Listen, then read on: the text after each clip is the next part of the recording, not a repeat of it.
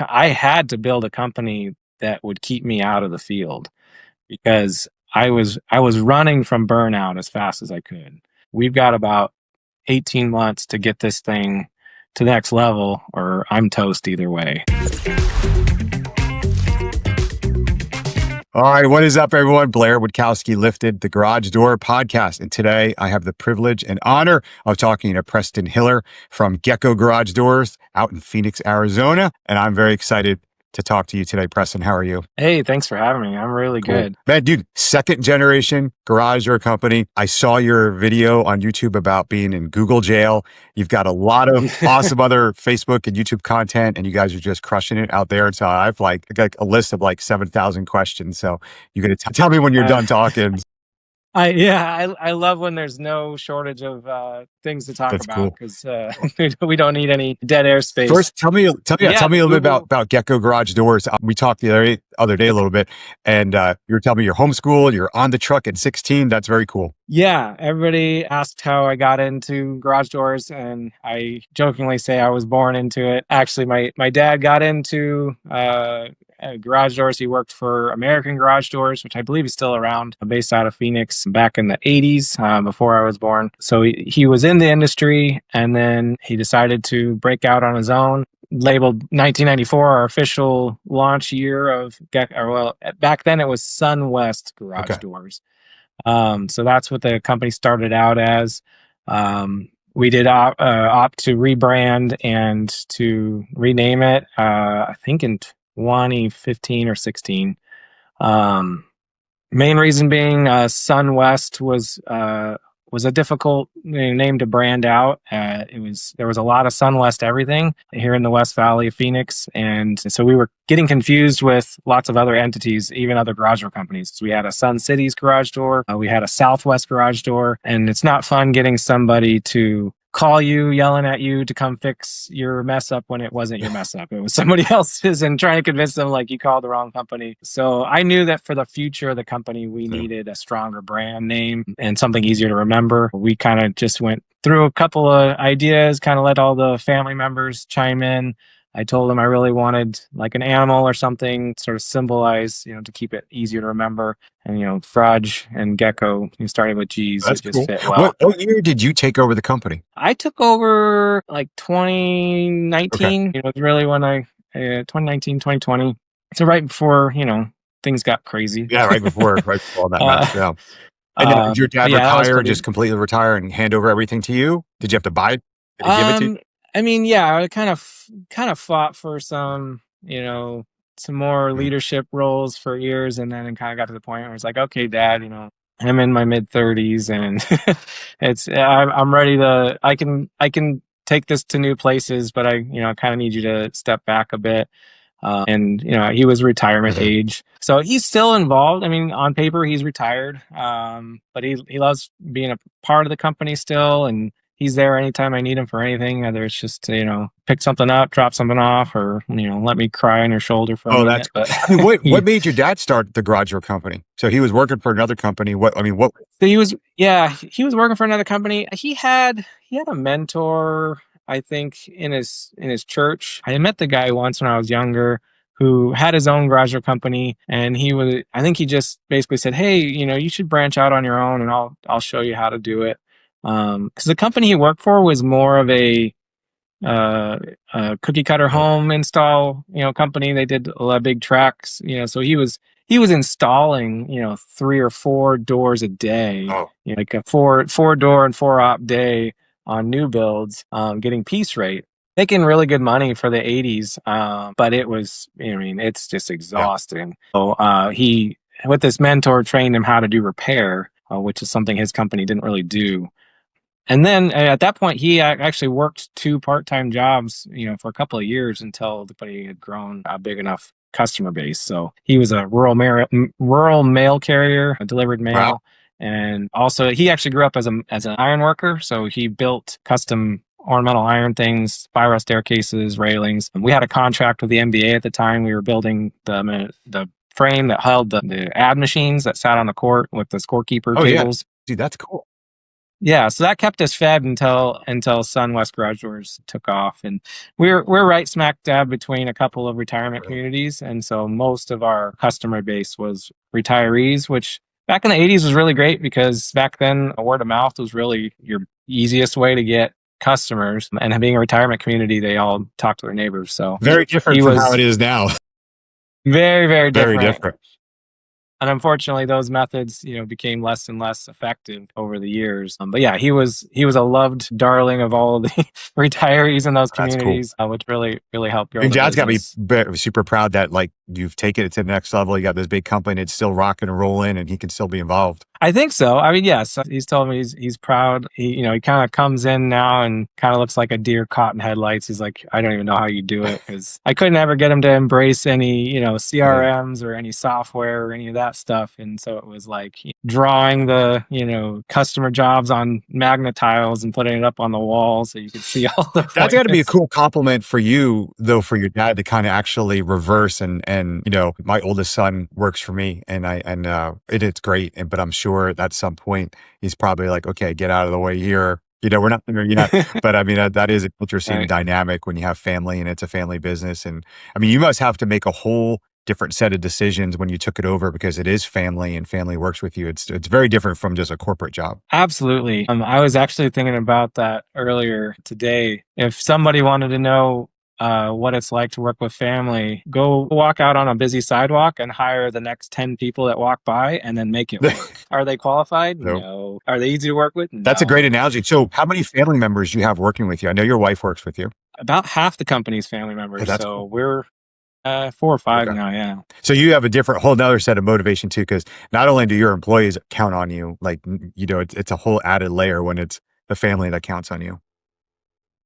Yeah, because there's so much family. We kind of tease about when we bring on an employee, we say we're adopting a new family member because we need them to fit in Yeah. that family circle well. So we're real hyper vigilant about who we're bringing into our circle, um, because we need them to mesh with our team really well because it's such a close knit team. And in all honesty, that's one of the magic ingredients that works for us because when the guys feel genuinely cared about, because it's like, once you're in that tight circle, we don't want to be having two sets of standards of how we treat family or how we treat non-family members. So, in a sense, they get that benefit of getting treated like family almost right out the gate. But it's interesting. We tend to lean more towards who's a good fit for the team than necessarily who's got the best numbers. We kind of lean into we can teach or train anybody the skill sets of really winning out there in the field.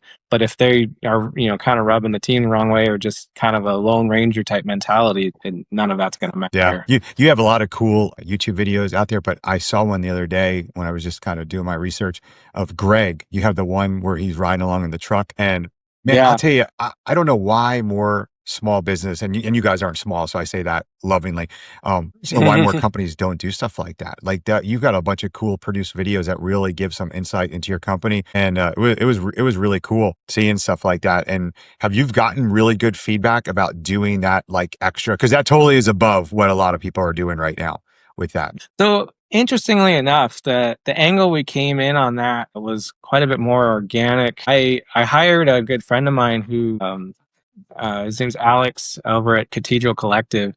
He's an amazing videographer, and we were just talking, and he was looking to add some extra projects to his calendar, and so we worked it out and brought him on. And so he does, sort of large legacy videos. So he really puts together like the full story and background of owners and stuff. And I was like, well, I'm not quite ready for that yet, but we definitely need to step up our video game. So we had him for several months coming in and doing a lot of that professional video.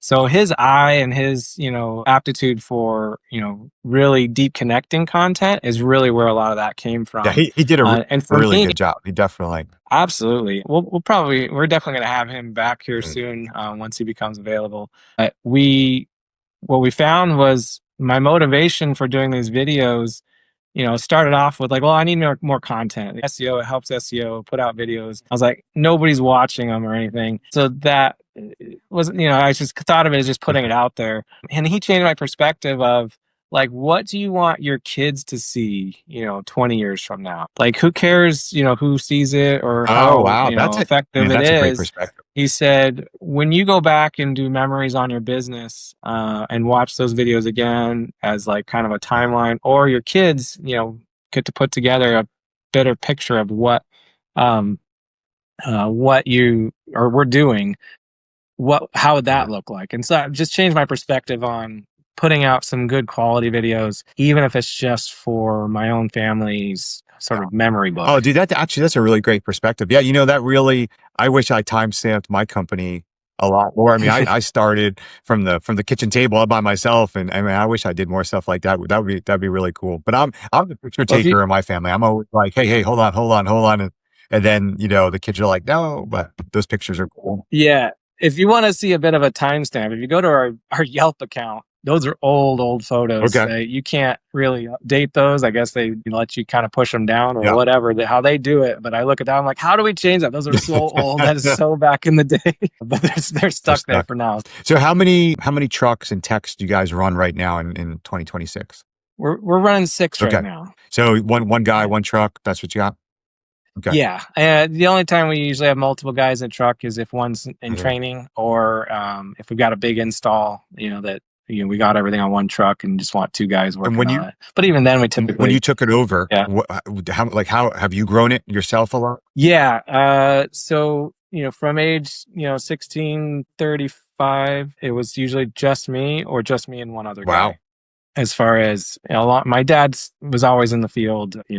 He never really fully removed himself from the truck. So he'd be doing his stuff, and myself would be doing the one majority. And if we had enough work, we might have one other full time guy. So yeah, it just and not to get into numbers, but just in terms of revenue, we're about 6 times bigger than we were Wow. from when Yeah. I Hey, if started you want to drop running. numbers and talk about that's always Yeah, cool. So when you took it over, so you said 2019, right? Is that what you said? 20. yeah, Okay. So in 2019, how many trucks and techs did you have? Was it at that point, it was just you and another guy? like 1.5. Oh, Yeah, that's insane. So tell me, I mean, that's what everyone wants to know. What did you do to go from, I mean, here it is January 2026, but for all practical, that's only yeah. 5 years. I mean, so how did you grow this company? Like, give me the pointers and it or more. Yeah. So oddly enough, before I took over, I'd been in garage doors already for, 20 years or going on 20 years. I was pretty burned out on just the day-to-day wrench turning. So at that point, I didn't really have the perspective of necessarily the difference between running a garage door company and just, doing garage door work. And my, difference of opinions where dad needed to take his off ramp, I was starting to look at what my other options were. So I actually did. I did some other classes and courses, looking at doing other businesses, and a lot of the stuff I learned ended up being very applicable to any business. So because I was looking out for something new, I was able to acquire a few skill sets that my dad didn't have and I didn't have before that. So it really worked out in the big picture. One of the main things was recognizing our choke points, recognizing where something wasn't scalable. So the big thing was just our customer Mhm. intake, and handling jobs without a CRM, without a database and dispatching all centralized. You can be the best at pen and paper and miss a job almost every Yeah. day. Somebody, three phones were ringing. You took all the messages. One, the phone numbers got switched over. One, got flew off the counter and didn't get put on the board, didn't get texted, didn't get Mhm. emailed. So having a person be your CRM can handle about 4 jobs a day without messing it up. And that's a So, lot of money. I mean, if you're missing one call or a job a day, I mean, that's actually a real, oh yeah, I don't even want to know how many jobs we missed or messed yeah. up because we couldn't do any volume without using a What do you CRM. guys use So now for CRM? we've actually I think we did try maybe one or two others in the beginning, but at the time we were looking, we're a House Call Mhm. Pro company. And so when you start looking at CRMs, there's two or three kind of bigger names. I think they're in the mix most of the Yeah. time. At the time, so House Call Pro was new. So I kind of feel like we grew together. It's changed a lot since we started. So, we've been with House Call for several years. And there's stuff I like and stuff that's not my favorite, but we're just really good Mhm. at it. We learned a lot of hacks early on, stuff that wasn't built. The system wasn't built to do, but we made it do that by finding workarounds for where it fell short. And so we were able to really pull a lot of value and power out of it at an early stage when some of my competitors were using stuff that was 5 to 10 times more expensive. And I learned, at least for me, I felt like some of the stuff was too complicated. There was just too many things for a technician to keep track of. That's a The lot with a lot of households the felt CRMs. There's too much stuff. Yeah. So keeping it simpler, I felt actually had more value for us while we were, trying to do so many things. I didn't want my guys to have a doctorate degree in the software before it worked properly. So you got the So CR onboarding. when you took over, did you make a decision? You're like, okay, I've done my time. I don't want to be on the truck anymore. Was that all factored in also? I don't know if that was a factor in getting the CRM. And I haven't really talked about that angle. So that's a really good question because the interesting thing was because I was really burned out on the actual work side, I had to build a company that would keep me out of the Mhm. field because I was running from burnout as fast as I could. I had brought in I brought my brother-in-law was on with us as a technician at the time. He might have been our one other guy. And I straight up told him, I was like, we've got about 18 months to get this thing to the next level or I'm toast either way. So he Mhm. understood, the task at hand was pretty high stakes. It's a hard job. I mean, I know Yeah. some people have watched this. They have never installed a garage door. I'm not Yeah. a garage door technician. I have installed a few doors. I mean, and I mean, dude, for your dad to do four doors a day, that's hoofing it. I mean, Yeah. Oh, yeah. and the doors were much Yeah. heavier back then too. Yeah, yeah. He and talk about slinging a one-piece door on and off a truck by Oh yeah, yourself no, is pretty that is impressive. Yeah. impressive. So you had your brother-in-law, and then so how did you start hiring techs for yourself? Like what did you do? Oh man.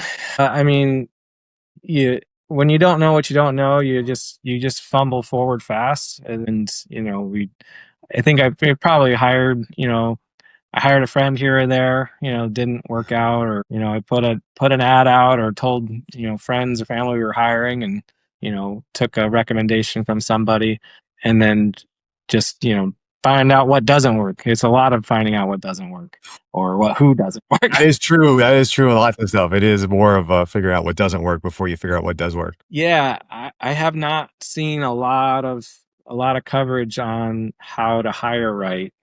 And even if you do find it may fit, a medium or large size company, but for a small time company, it doesn't. There's not a lot of advice you're going to get out there No, it's very that's difficult. I gonna. mean, and you were trying to really so what from if I got the timeline correct, you're trying to hire like Mhm. kind of the tail end of COVID and the aftermath where, for it's very I think we all say no one wants to work, no one wants to work, very flippant. And there is way Yeah. more to that comment, but there is truth Mhm. to it where it is very hard to find people. I mean, I think some of it is there was that generational, my kids and I talk about it. I've got two boys in high school right now, and we talk about Yeah. this all the time, so if you think of the COVID and people being home on video school and not the same thing, like there was almost like a mess up in the matrix, so to speak, of like producing people who want to work and stuff, and the mentality, it's a Yeah. challenge.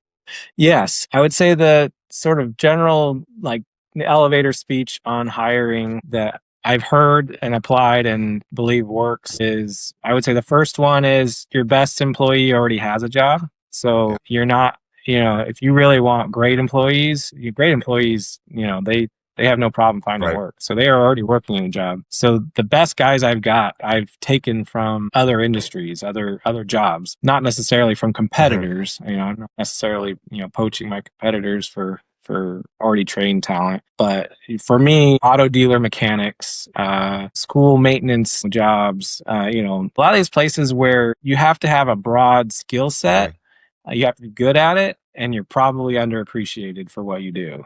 Because those guys come in here and they are really good at picking up the skills quickly, and they appreciate that they're seen and paid well for getting the job Do done. you do any personality tests, like a disc test or anything like that? No, like we have our interview process where we basically just bring them in and see our vibes, kind of how they go. One with the team, and last is just that the person meets myself and my wife, and then we get a chance to just talk to them. It's kind of interesting. A lot of we kind of base our questions and what we're looking for or not looking for off of our previous experiences. We found that a lot of the problems we had in the past were from sort of unstable relationships or unstable households.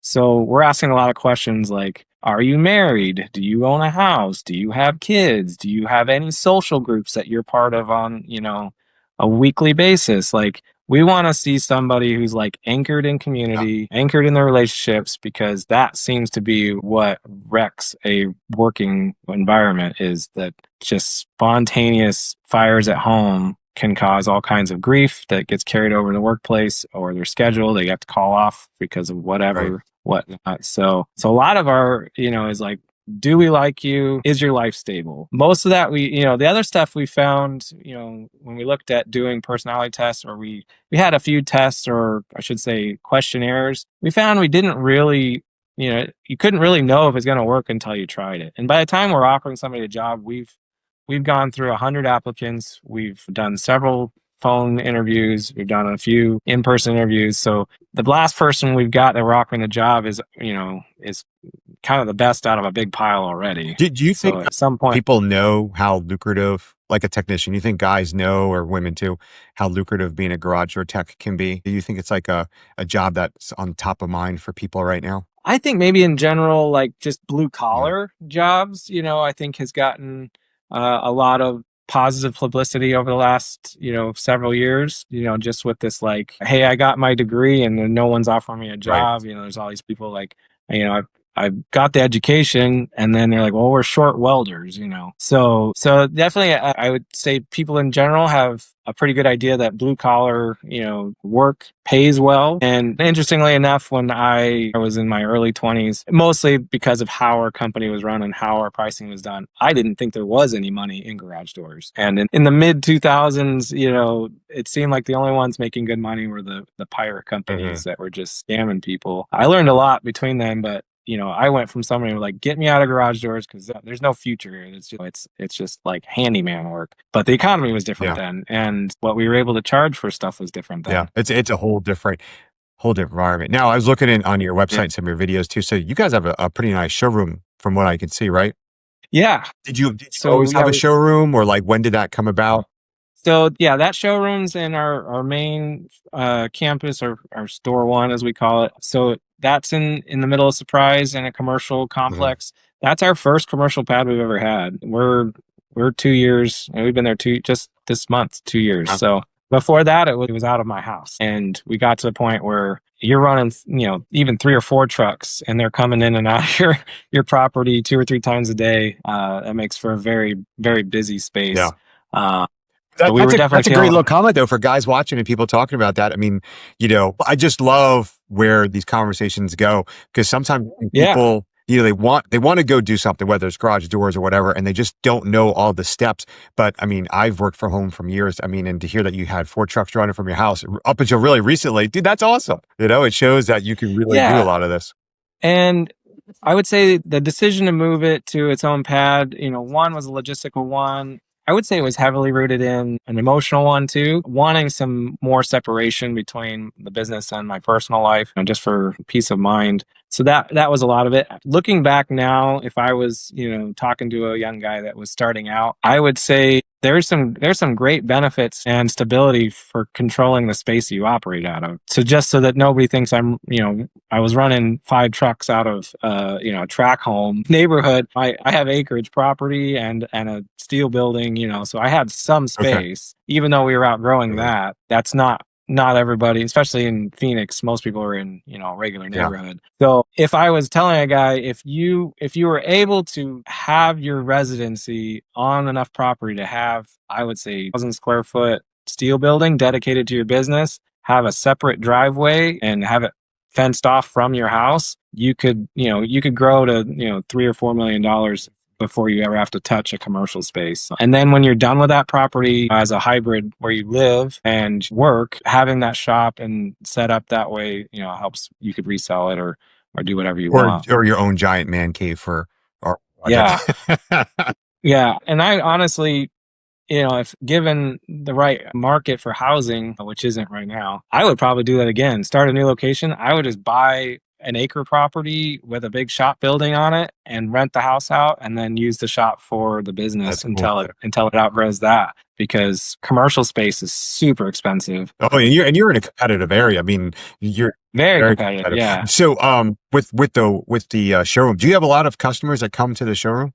We kind of tease about, I tease it only a couple a year, and they're like, no, it's like one or two a day. So yeah, like I said, you don't know what you don't know. The showroom definitely has its uses. We've used it for lots of, shooting video. It's great, space for that. It's a really nice space to meet, network with other business owners. So there's been a lot of uses for it, that I didn't think about. We built it out thinking people were going to come in and shop. Most people, especially in our area, they're happy just having either their door swapped out like for like, or a few samples on the truck. They don't necessarily want to go to a showroom, but we've had a few customers like, no, I really want to go see it and feel it and check it out. So it's been a helpful tool, but it's been helpful in other ways that I didn't think about. So it's definitely a good utility to have in our. So I mean, again, as we're going through this here, I'm hearing all these little things. So you definitely have grown a lot the last couple of years. I mean, what else have you been doing to increase business? I want to get into the Google jail a little bit later on, but you guys have an awesome website. So I know, talking to you and Julie, like, you guys do a lot of SEO yourself, and you guys are crushing it. Mm-hmm. Far more than I see like the average company.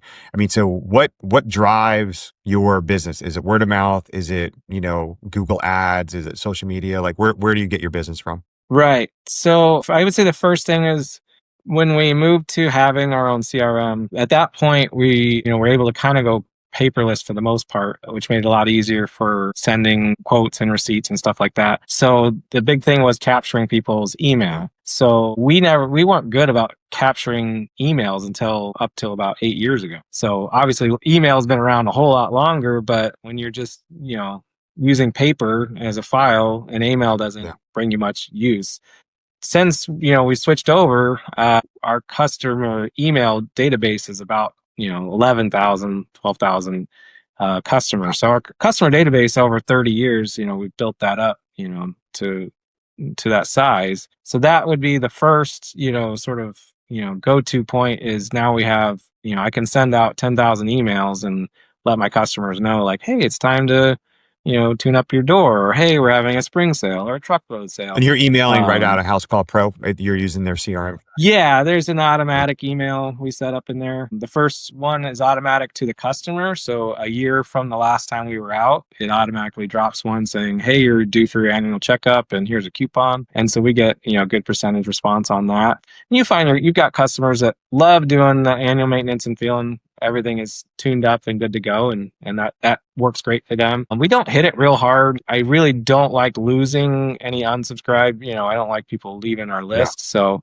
when we put something out, it's either really high quality or really directed towards them specifically. So we've kept our email database happy that way. How many times a year are you emailing past clients? Once, 10? Well, they get their annual for them. That's kind of a given. And obviously we don't get hardly anybody that opts out of that, because it's just specifically for their appointment. I try to email once a month, but we really try to keep it more of like a newsletter, or, kind of like what's going on here. We've definitely found that, like, adding a video or a video link, just people like to click things and like to watch things. So we found that that's been more effective to get more engagement and less opt-outs. It's just, and I'm just not hitting them with junk. I never sell my list. I never trade my list. And I don't just be like, hey, this little thing over here from this vendor is on sale or free or something. I try to keep it, really relevant. People appreciate that. Yeah. Definitely. How about social media? Do you see social media drive good, leads or customers to you? Or is it more like, I feel like I have to do it, or I need to stay relevant? So you're asking about the stuff we found that works. So you kind of got to do everything to a degree. So I think for me, it was just about making sure we were relevant and seen on all the platforms, uh, so, and Julie has been really great, handling our social media and our SEO stuff up, for a lot of the stuff. So she makes sure that having the Facebook page, having likes on there, when if somebody's vetting you online, it's one thing they found you, but they're going to vet Right. you however they think they can, find the best source. So for if them as seeing a good Facebook page with lots of, great reviews is vetting, then great. So that credibility's there. Or if it's Google or if it's Yelp. So how much time we spend on each of the platforms after the fact, is really depends on what's working as far as putting, ad dollars in or whatever that. But you got to have those things set up. You got to have some good positive reviews on there, and you got to maintain them some. So for us, that was something we weren't doing before that made a big difference in our growth. Do you let your Is techs just post to social from the field and things like that, or do you have like a pipeline where the tech will take a video and send it to somebody, or is it all outsourced like internally? You don't even let them get involved.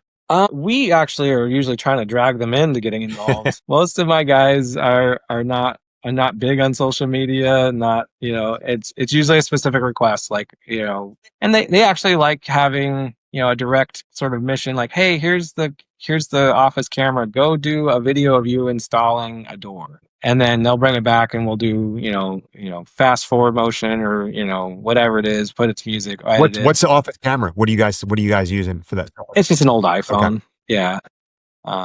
Yeah, we just have an old iPhone that goes out and has a tripod, that they can put on there and That's good record. advice for everyone. For what we talked about. You really don't have to be super involved in this. I mean, just hey, an old iPhone on a tripod, and which are like $10 on Yeah. Amazon. I mean, and I've seen, like I said, anyone watching, look at your YouTube channel. I've seen the sped up videos and stuff. It's very cool.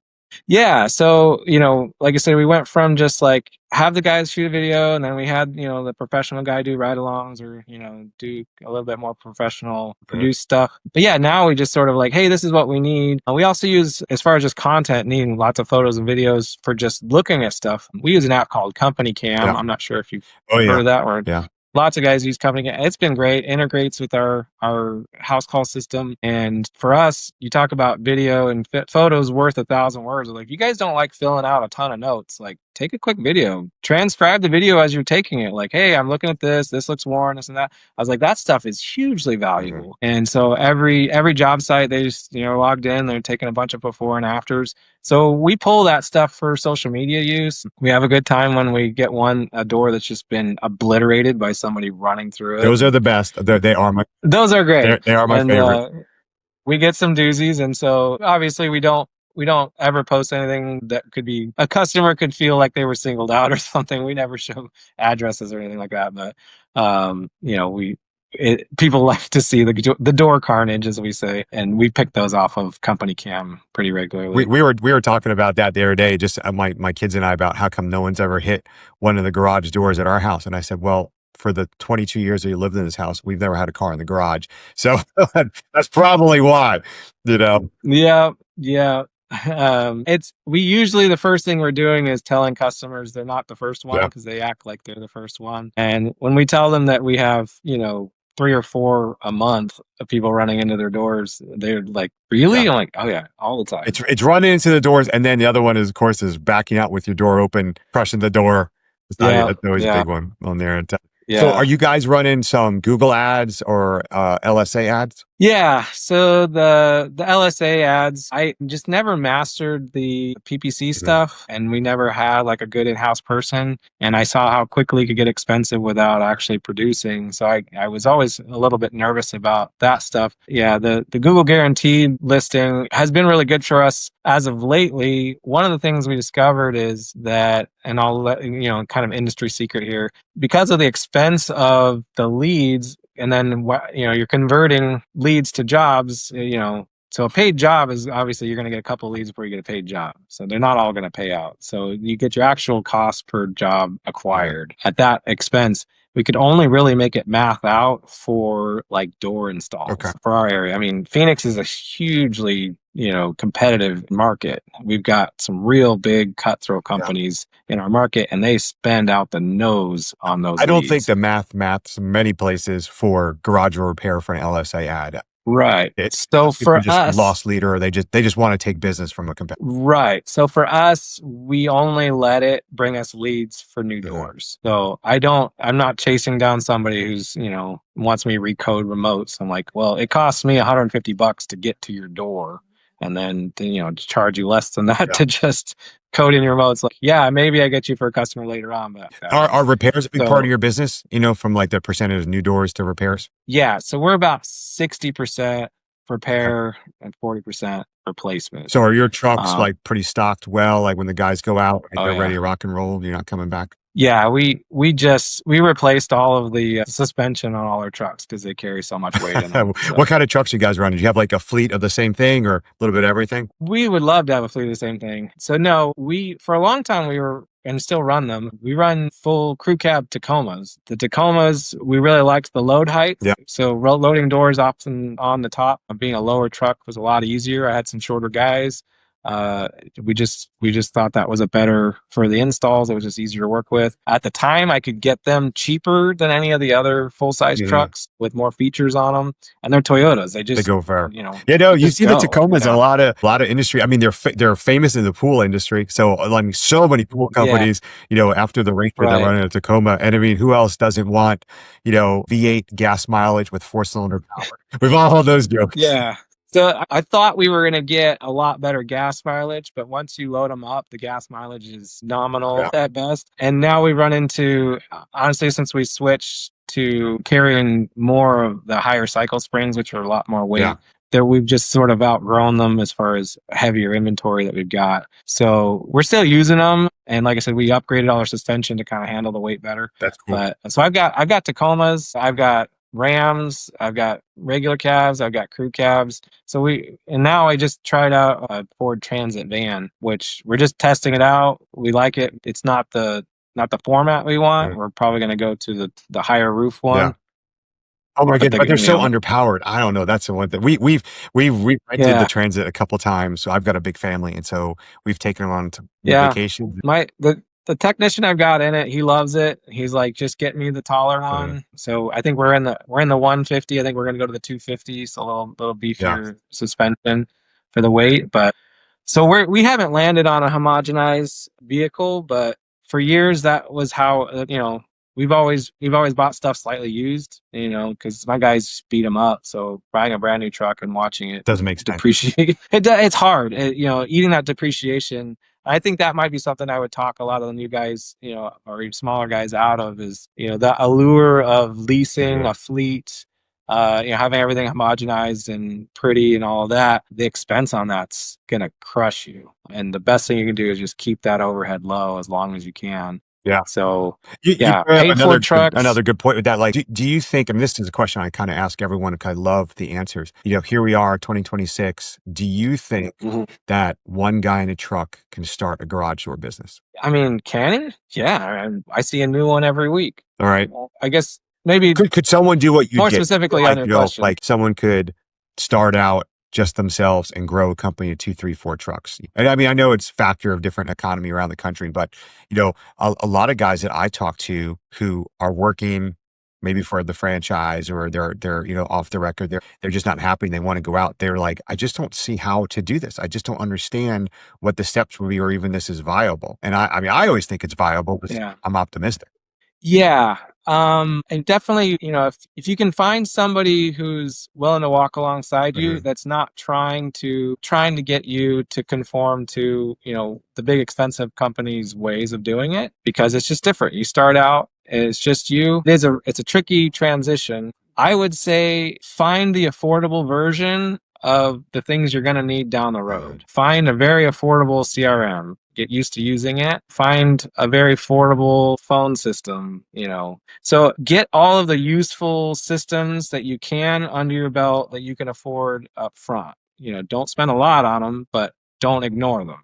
They all have their What about purpose. getting business? Because really, that's what a lot of guys are always worried about. Yeah. They're like, I got my phone and I can go get QuickBooks. But how do Yeah. guys get business in the garage door industry right now? I mean, we talked a little bit about So are we talking like Black hat or white hat? No, yeah, I def a little bit of both. For anyone who doesn't know what black hat means, you're like doing all the secret magic to your website, stuff like that. But again, that doesn't last. We all know that. So Right. something that's evergreen, legit. What's your advice to garage door guys, either who are struggling? There's a lot of Mhm. guys that are just not busy right now, or they're trying to start out. What should they Yeah. do to get their client, get that client base going and get business in the door? If I had to start over right now and I needed to stay in front of people and in front of, in their garage doors, I would sign up to do a home warranty company's work Oh, okay. and learn their system really well. You have to be kind of a bulldog to get them to pay you out and, learn their systems and not fall into getting, sort of shortchanged by them. Once you learn how to work with them and get paid what you need to get paid, they have endless work to feed you. Dude, The no one's customer answered base. that question with that answer. So that is something new that even I haven't heard about. Right. So the first thing you want to do is get in garages, get paid to fix them, and get your sticker on. Okay. So for building your customer base, those customers aren't necessarily going to be your great customer base later on because one, if they're renters, they don't care. They'll just keep, and their landlord will keep using the home warranty companies. There's never going to be a big payday in there, but your sticker's there. Someday that house will Right. sell. And that new owner is going to move in and go, wow, this thing's been band-aided 60 times. I'm ready for a new setup. And guess who they're going to call? Usually that sticker. The stickers those are your bread and butter. Never ever walk away from any garage, even if you're just there meeting a neighbor, ask them, can I put my sticker on there? Hey, Oh, that's cool. I Have you came to done that? pick up something I bought on Facebook. Hey, I do garage doors. Can I put my sticker on your opener on Oh, your that's door? cool. Have you done that? You've asked people like the neighbors and stuff? Oh yeah, yeah. Anytime you have access to a garage and they'll let you, that sticker will pay you someday Dude, somewhere. that is a golden nugget. That's a good one. I'm gonna remember that. So that's the point of getting into those garages through the home warranty. I wouldn't want a stable home warranty. I mean, Uh, but your overhead's so low, you can still make good money doing it when you're by yourself, and you'll be busy all the time, and you don't have to advertise at all. You don't have to do all that other stuff. Technically, you wouldn't even need a CRM. The one thing with those is you got to make sure they've got a lot of requirements on having enough insurance and yeah. stuff like that. That would be a great place for somebody to start off, and then just reach out to real estate agents. Get the people who are the gatekeepers to a lot of jobs, a lot of doors. You're not necessarily looking for the top cream of the customer availability. Like you're not going to go land that $20,000 door job in the expensive neighborhood your first year or two. You probably wouldn't want to either. Um, and the other part is if you're still kind of learning or haven't seen a lot of the repair stuff, those home warranties, they just want you to fix it as cheap as possible. So you can get pretty creative That's with cool. how Uh, how you fix That's things. cool. But yeah, that would be where I'd start if I started off is just get plenty of work to keep you fed and then build your customer base in your spare time outside of that. You're not worried about getting a paycheck. Letter your trucks. That's a huge thing. Like it's way cheaper now. My wraps used to be $3,000. Now they're like $1,200. Wow. I Yeah, was they've like, come down quite a bit. wrap that truck, wrap your wife's car, wrap your parents' car, whoever lets you put your new company logo on their back window or whatever. That money pays for itself as well. So don't skip that one. Okay. That's good advice. Now, do you do any print advertising or anything, billboards? No, we're just starting to do some other print stuff, door hangers and direct mail stuff like that. But haven't really done any in the past. Okay. Haven't really needed to, but we definitely wanted to master a few different advertising avenues. So we're in the middle of that right now. I do want to ask you about your YouTube video about the Google jail. So Okay. all that. So tell me, I mean, and for people watching, I mean, everyone knows what we're about to talk about here because it's happened to so many people. But you guys woke up one day to find your Google business profiles, both of them suspended, correct? Yeah. And ironically, it felt almost simultaneous. We had just opened a second location. It had been something we've been working on for a long time. We leased another location further east of us, and we were getting that one verified. And in the middle of all that, Google's been making big changes, adding a whole layer of AI to do all their verifications, stuff like that. So we had a really hard time getting that new location verified. And it seemed like we kind of like had our huge celebration, yay, we got it verified. And it was like the next day, it was probably like a week later, that not only did that location get locked, but all of our locations, everything got Wow. locked. So we lost all of our profile, at least in that moment, we're talking 10 years of really diligent work was just Gotcha. removed, which anybody who runs a business that puts the work into what we call, gaining all the Google Yeah. brownie points. So, whether you're doing organically or paid, we worked really hard. So it was emotionally, it was a huge blow. And it from what Julie was saying, for you guys, like you saw impact right away in calls dropping, right? Yeah, I mean, we ran a lot of numbers, which is, one of the great things about having that software. Once you get a business that's got a couple employees, tracking your numbers is critical. Mhm. I've mentioned before, so our phone system is through Podium, and which is a pretty big company. A lot of people have heard of them, and it tracks a lot of stuff. So we were able to track how many customers we get through Google basically. And also our office people ask, where they heard us or where they saw us. Best as we can, try to get all of them to tell us. And people are like, oh, I Googled you, which for some people that means I found you on the internet. It doesn't necessarily mean Google. So you kind of take it data with a grain of salt. But we nailed down that about 30% of our call volume was from our Google Wow, profile dude, being that's a visible. substantial amount. I mean, I just can't for the life of me understand how Google gets away with this stuff. I mean, obviously I understand because I don't care, but they just Yeah. really, don't understand the impact that they have on businesses in this country and around the world and stuff. I mean, because your story is not uncommon. And so they were down about a month. You got them both activated again or not yet? No, we're still in jail.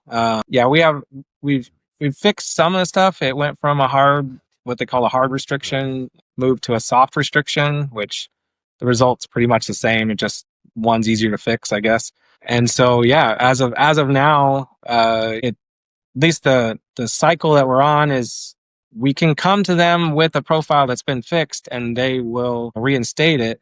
But if we bring it to them and there's still a problem, they just say there's still a problem, and then we get kicked back, another week. So what type of things have you had to do? Like documents? Have you had to show a whole new set of documents? Well, honestly, the AI has labeled some stuff that was on our Google business, as like associated with spam, or you know whether itself was Mhm. spam or associated with something that was spammy. There's At first I'm asking so many things and it's always vague. Yeah. It's like the best they'll do is narrow down from 2,000 things that it could be to 100 things in this one area. Now, And when they so said it was spam, have you guys ever used any type of like service that auto posts to the Google business listing, or AI? now the only thing we could think of is we hired somebody to get our second location verified because we got stuck in the AI verification loop Right. that is supposed to kick you up to a person after it rejects or declines you so many times, because like I said, the AI won't tell you what's wrong. They'll just Yeah. say, doesn't work or whatever it is. And you're supposed to do that like 3 or 4 times. And then it goes, can I speak to, a representative?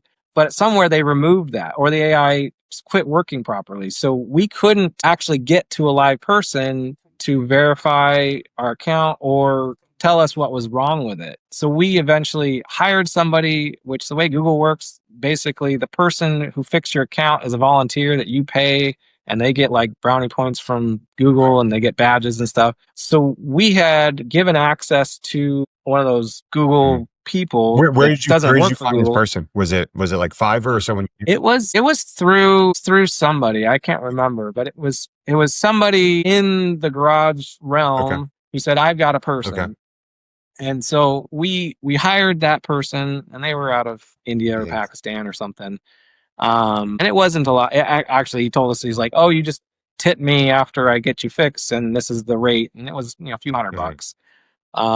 And he got it done. He got our stuff verified, and I was like, "Great!" We celebrated. But we're possibly having his email for all the account stuff he does attached to our Google business account may have flagged as whatever the AI didn't like. And I maybe wonder how because much that, truth is to that sometimes, because I think some, for you, you have the two, like talking about Google Analytics, you got Google Analytics and then your Search Console account.